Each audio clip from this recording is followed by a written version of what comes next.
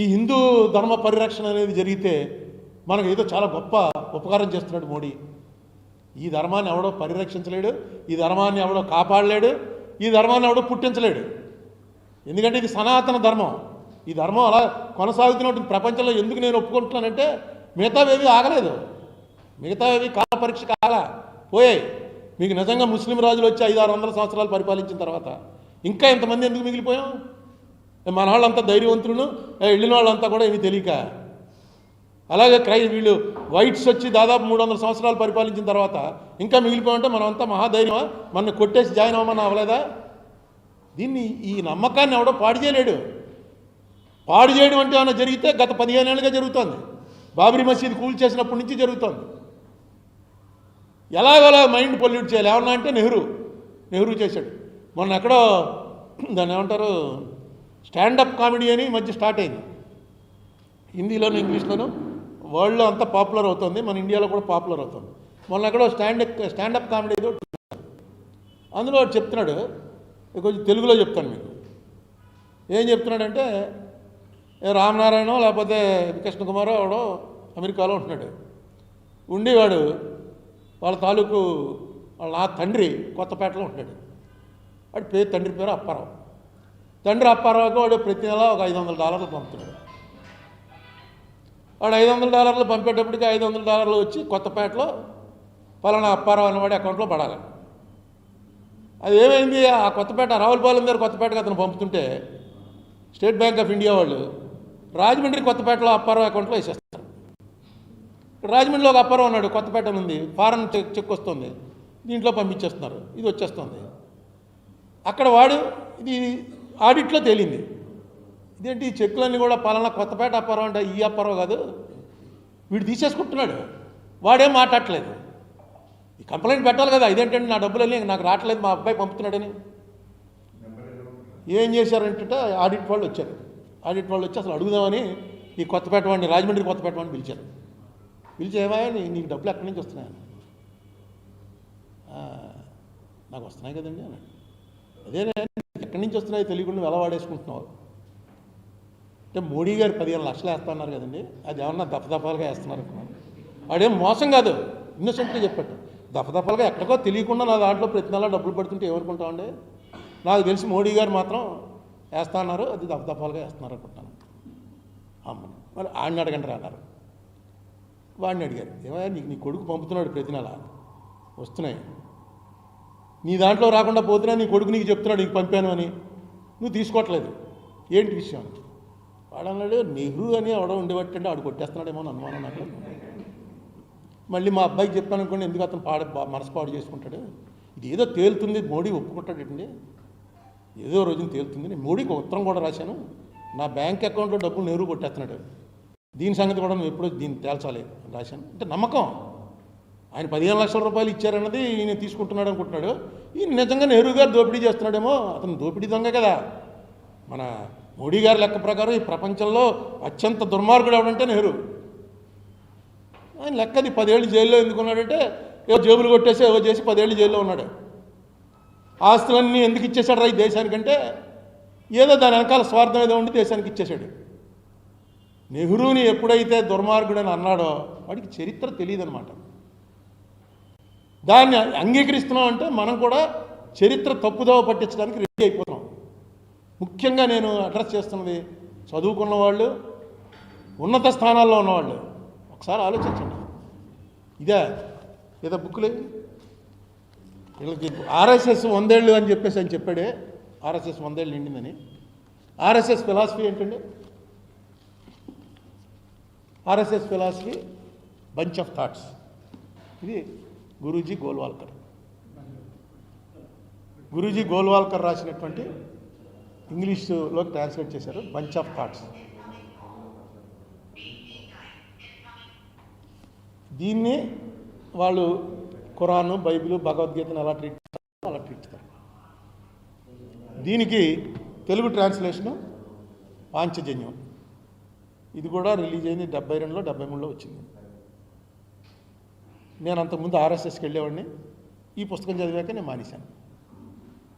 ఈ పుస్తకంలో ఎందుకంటే ఆయన ఏమి తప్పుగా ఏమి రాయలేదు, ఆయన ఆలోచనలు రాశాడు. ఆయన ఆలోచనలు ఈ దేశానికి సూట్ కావు అనేది ముఖ్యంగా ఏంటంటే ఆయన ఆలోచనలు ఈ దేశానికి సూట్ కావు అనుకున్నది. ఈ దేశంలో దేశద్రోహులు ఎవరంటే సోషలిస్టులు, క్రిస్టియన్స్, ముస్లిమ్స్. ఈ ముగ్గురు కూడా అంతర్గత శత్రువులు. వీళ్ళని ఈ దేశంలో ఉండనివ్వడానికి వీళ్ళు పోయినప్పుడే దేశం బాగుపడుతుంది. దాన్ని నేను అంగీకరించను. ఎందుకంటే క్రిస్టియన్స్, ముస్లిమ్స్ అందరూ మన వాళ్ళు, మన బ్రదర్స్, మన జీన్స్. జెనెటిక్ టెస్ట్ చేయండి, మన జీన్స్ తోటే ఉన్నారు వాళ్ళను. వేరే దేవుణ్ణి పూజించినంత మాత్రాన వాళ్ళు వేరే అయిపోతే కానీ ఈ దేశం బాగుపడదు అన్నటువంటి కాన్సెప్టే తప్పు అనిపించింది. అక్కడ మీకు తప్పు అనిపించట్లేదు, మీకు అనిపించట్లేదు, వేరే విషయం అది.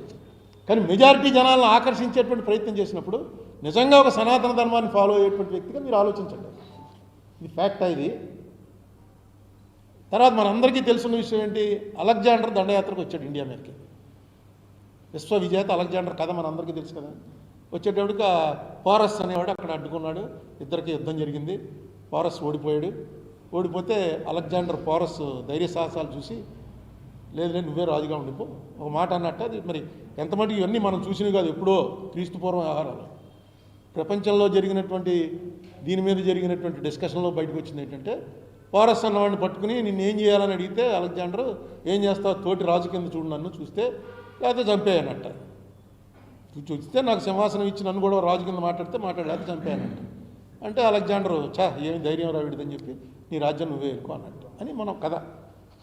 ఈయన ఏం చెప్తాడంటే, మన దేశంలో పర్వతరాజుల తాకిడి తట్టుకోలేక అలెగ్జాండర్ పారిపోతుంటే ఒక భారతీయ వీరుడి ప్రాణాంతకమైన చావు దెబ్బ తప్పించుకోలేక వేరొక మార్గాన్ని వెళ్ళబోయి ఇరాన్ దగ్గర మరణించాడు. మన వాళ్ళు చాలా గొప్పవాళ్ళని మనం అనుకోవటంలో తప్పేం లేదు, చాలామంది అనుకుంటాం. కానీ ప్రపంచంలో ఒక చరిత్ర దీంట్లో ఉన్నప్పుడు ఆ చరిత్ర కాదండి మాది. యాక్చువల్గా అది ఎవరికీ తెలియదు. అలెగ్జాండర్ని మావాడు కొట్టి చావు దెబ్బ దగ్గర పారిపోతే రక్తం కట్టి చచ్చిపోయాడు, అది ఫ్యాక్ట్ అని రాశాడు.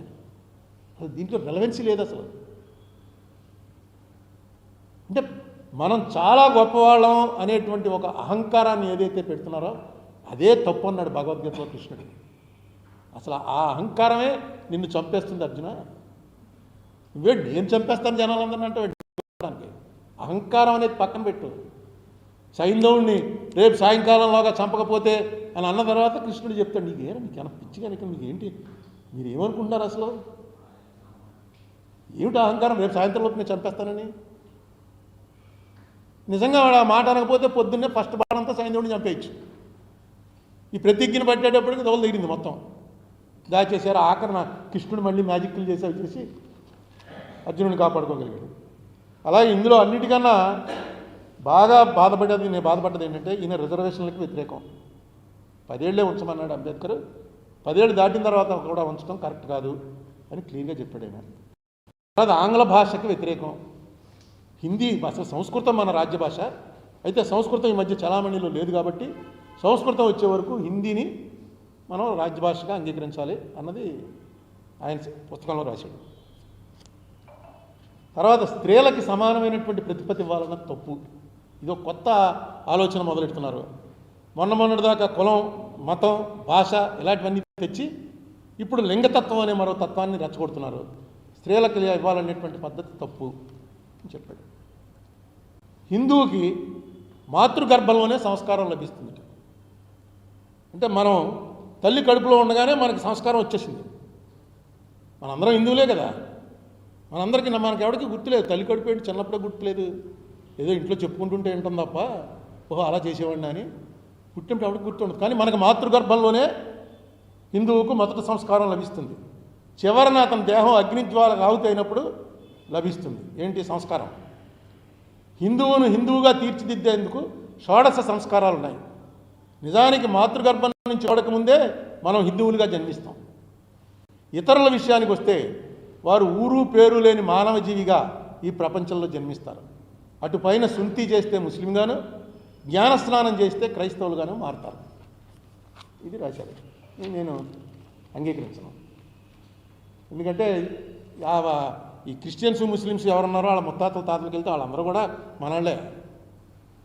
వాళ్ళు మాతృగర్భంలోంచి షోడశ సంస్కారంలోంచో పుట్టారు. పుట్టిన తర్వాత ఇక్కడ బాగాలేదురా అని చెప్పి అందులో పోయారు.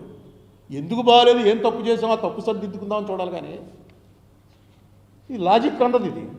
తర్వాత అన్నిటికన్నా ఇదేంటంటే సినిమా నటీనటులు చాలా దారుణంగా రాశాడు. అగాధమైన అవినీతిలో పొరలాడడానికి పేరుపడ్డ సినిమా నటీనటులు మన సాంస్కృతిక రాయవార వర్గాలుగా ఉండేంత వరకు ఈ దేశం దిగజారిపోయింది. పరిపాలన చేస్తున్నారు కదా. సినిమా యాక్టర్స్ అన్నవాడు అసలు పాలిటిక్స్లో రాకూడదన్నాడు. అది ఒక చిన్న కథ ఒకటి రాశాడు ఆయన. ఆ కథ చెప్పి ముగిస్తాను. ఏంటంటే ఒక బ్రిటిష్ ఆఫీసరు వెళ్తున్నట్ట, వెనకాల ఆయన బండి రోజు వెళ్తుండగా ఒక ఇండియన్ ఆఫీసర్ ఎవరో వచ్చి బ్రిటిష్ ఆఫీసర్కి దండం పెట్టి నమస్కారం పెట్టి విష్ చేశాడు. బ్రిటిష్ ఆఫీసర్ వెనకాల ఒక బండి రోజు విష్ చేసేట. విష్ చేసి వెనకాల బండి రోజుకి కాళ్ళకు నమస్కారం పెట్టేశాడు. పెట్టేస్తే బ్రిటిష్ ఆఫీసర్ అన్నాడు, నువ్వు నాకేమో ఇంత పెద్ద ఆఫీసర్ నాకు జస్ట్ విష్ చేసావు, ఏంటిది వీడియో మా బండి రోజుకి నువ్వు అలా కాళ్ళ మీద పడిపోయేంటి అంటే ఆయన అన్నట్ట, నువ్వు హోదాను బట్టి ఆఫీసర్వి, ఆయన బ్రాహ్మడు, పుట్టుకతోటే పూజ్యనీయుడు ఆయన, అందుకని ఆయన కాళ్ళ మీద పడవలసి వచ్చిందని. బ్రాహ్మడు ఆయన రాసిన దాంట్లో అందుకని ఆయన కాళ్ళ మీద పడడం మా సంస్కారం అంటే ఆఫీసర్ వెంటనే బ్రిటిష్ గవర్నమెంట్కి లెటర్ రాశారు. ఈ సంస్కారాన్ని మనం నిర్మూలించే వరకు, ఇలా బ్రాహ్మణుల కాళ్ళ మీద పడే సంస్కారాన్ని నిర్మూలించే వరకు ఈ దేశం మన చేతిలోకి పూర్తిగా రాదు. కాబట్టి వెంటనే దీని విషయం తేల్చండి.